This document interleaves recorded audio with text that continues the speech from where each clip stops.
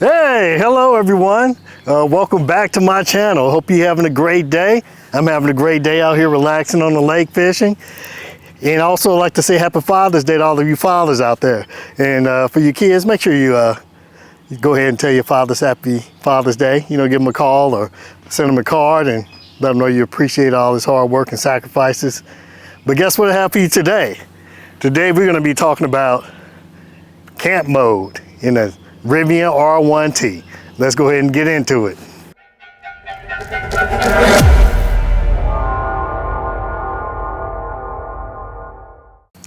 Yeah, so today I'm going to be showing you what camp mode is.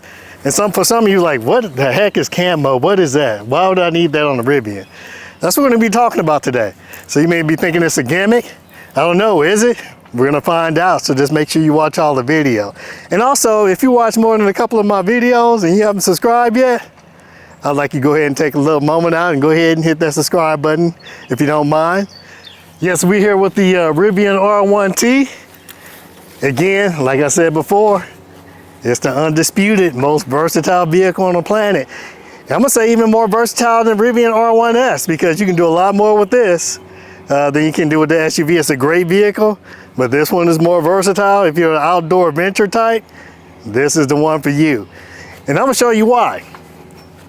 If you can get up top here, you can see we have some connection points, and those are connection points for crossbars.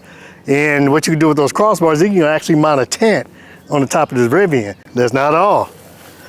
You also have connection points right here too, where you can mount another tent. And so if you have a family of 4 or 5, you can actually put 2 tents on this vehicle.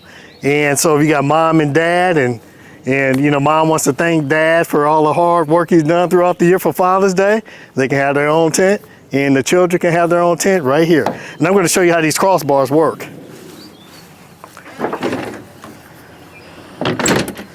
And here are the crossbars right here. And these are additional purchase items, so you can't get these out the Rivian shop. And I did purchase these when I got my vehicle, and it took about a week to get them. But these things are heavy duty, very heavy, as you can see. And I'm going to go ahead and mount these onto the vehicle. And one person can do this, and I'm going to demonstrate how I can do this by myself. Clicks in, lock it down, and you got the other one right here.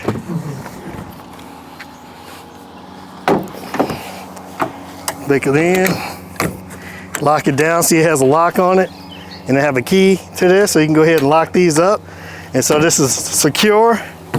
You can lock the other side too, but just for demonstration purposes, I'm just gonna lock this side down. But you can mount a tent right on here. You can mount bicycle racks, ski racks, a lot of different. This is a very versatile racking system right here. So you can put your tent right here, and you can put a tent up here.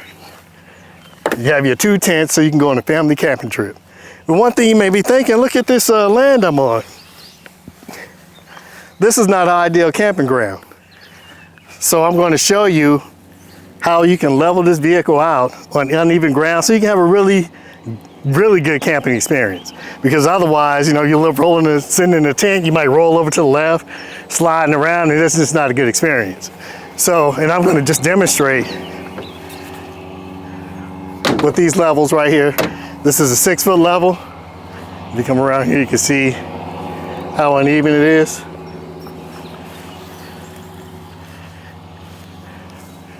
And I'll put my 4-foot level right here, and you can see how uneven it is.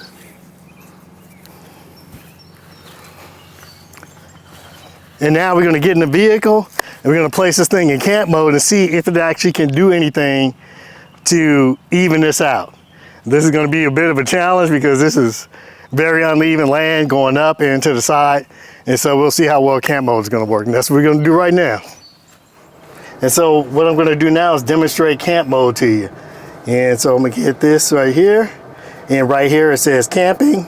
And right there, I didn't even touch the screen. It says level truck. And I'm going to hit the level truck button here. And this park on better terrain. The ground may be too steep to level your truck here. So I'm going to have to move the vehicle up a bit. So I'm going to say got it. And that's why I suspected that this is a bit too steep. So we're gonna go forward a little bit, and this should be better.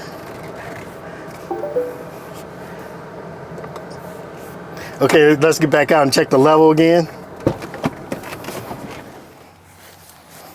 You know, as you can still see, it's really out of level still. And you come around to 4 foot level here, and it's still very out of level. So now we're gonna test this to see if the Rivian can actually level this out now that I moved the vehicle. And I just pressed level truck.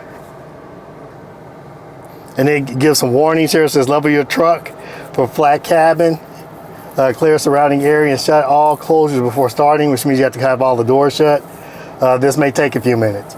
This says speed may be limited to ride height is reset. And it says ready to level, and we're ready to level. Go ahead and hit this button. And as you can see, it's starting to level out. Okay, as you can see, you may not be able to hear, but the compressors are running. And as you can look closely down here, you can see that this is actually going up here. And I'll try to speed up this image so it can catch this better, but this is actually going up.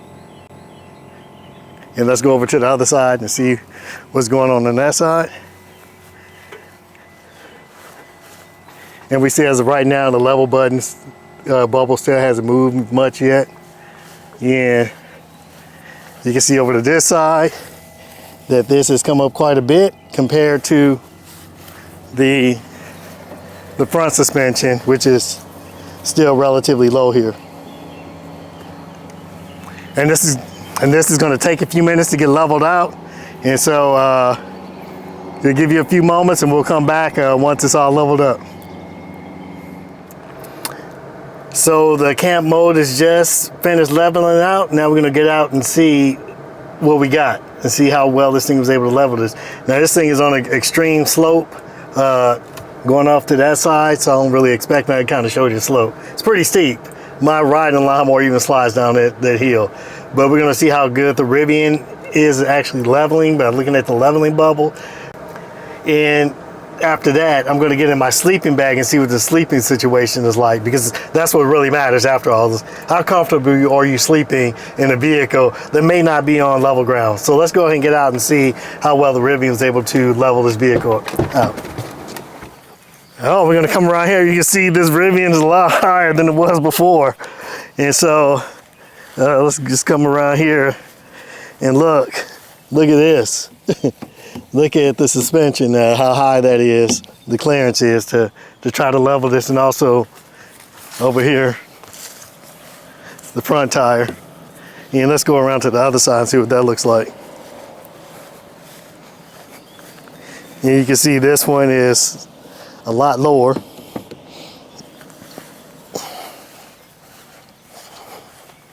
And of course, again, this is high, but not as high as it on the other side, but still quite high. And we can see right here, originally this was all the way over here, and it's got it within the lines, so that's not exactly level, but it's a lot better than what it was, because this is on a double slope. I kind of parked in a most challenging situation where it sloped this way and it sloped that way, and so this really put this to the test. And if you come around here, you'll see that it's still not anywhere near the center line. And I'll show you exactly what it would take to get it where it needs to go. And so that would have to come up at least another 3 inches, which is probably outside this vehicle's capability. Yeah, that's a lot to ask for. But we're gonna see if this makes a difference if I'm sleeping inside the cab. Or not inside the cab, but inside the back of the vehicle.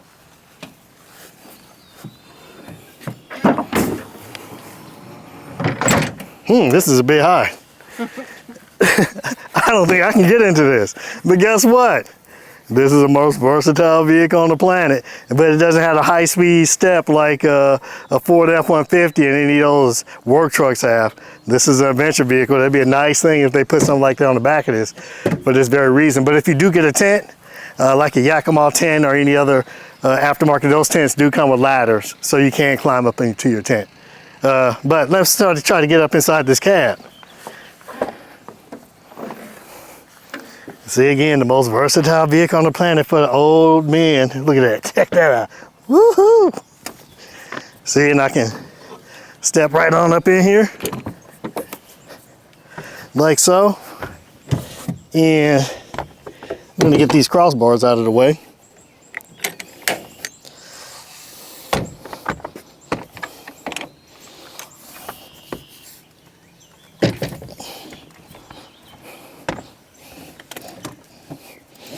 And my fishing pole, as you can see, a fishing pole fits back here, and this is a nice size fishing pole. 6 feet tall, or 6 feet long anyway. And I have my my sleeping bag right here. So I'm gonna go ahead and get this crossbar out of the way also.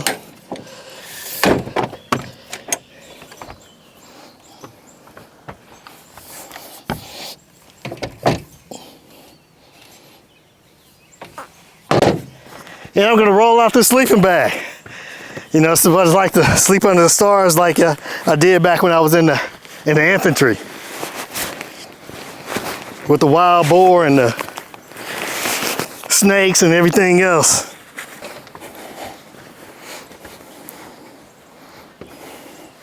And of course I'll put a sleeping pad here. This is not anything ideal. So if you're trying to sleep in a bed, make sure you put a pad down. Because otherwise you may be waking up with some aches and pains.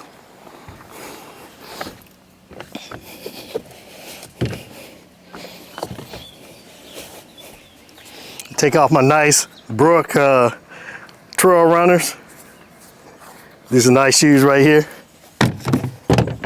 Alrighty.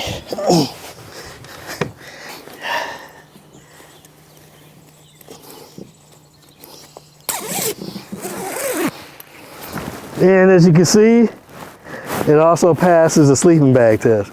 I mean, I'm pretty comfortable back here, even with these ridges, because this rubber mat in here is, you know, at least taking up some, absorbing some of the shock from the hardness of the deck. But this is quite comfortable. I don't feel like I need to roll this way at all. Or if I was in the tent, I'm not sure which way the bias would be going. So it was level this way.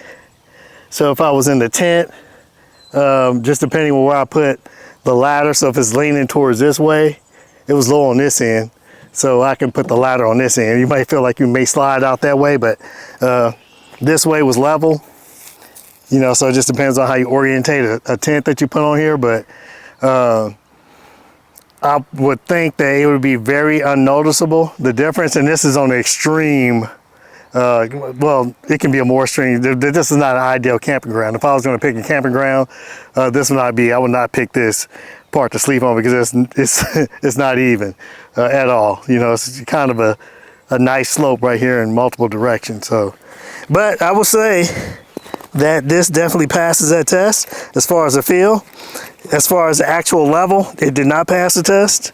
But if I were to move the vehicle some, I'm sure it would have leveled out. And once your trip is done, and I'm gonna show you how to get it out of camp mode. And also, just for one thing, there's some additional things that you do have in camp mode. You have camp courtesy off, you know, so you can turn off all the exterior lights and keep those things from coming on while you're out camping, so you won't disturb anything in the climate. And also turn off the proximity light chirp, the bird chirp, that'll go off too. And you can turn the display lights out, and you see it says unlock, press the brake to wake. So everything is out right now, so if I press the brake, it comes back on. So that's pretty cool there. And it has flood lights off also. You know, so if you want to turn your lights out, your puddle lights on the side, you can do those. So this is pretty cool. It has a lot of functionality. So what right now we're going to reset the ride height. And you're going to come up with some warnings. It says your truck will return to its previous ride height. Clear the area and shut all closures before resetting. Speed may be limited until the ride height is reset. And so I'm going to go ahead and press reset ride height. And it says resetting. It says speed may be limited while ride height readjusts.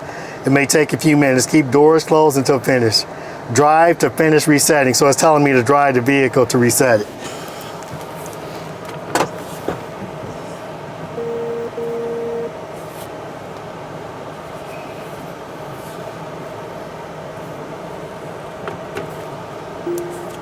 And of course, it still has a warning of speed may be limited. So I'm just gonna keep driving if the vehicle's all catty cornered and lopsided. And I can feel it straighten it out. And I can tell the back is up really high right now and the front is down low. And right now it's giving me a warning that says 8 miles an hour max speed. And I'm going 7 right now. And I'm gonna just go ahead and park as soon as I get around the bend. Well, that's all I have for today, and I'd like to thank you for joining me again, and I'm gonna see you on the next video. Yeah, baby.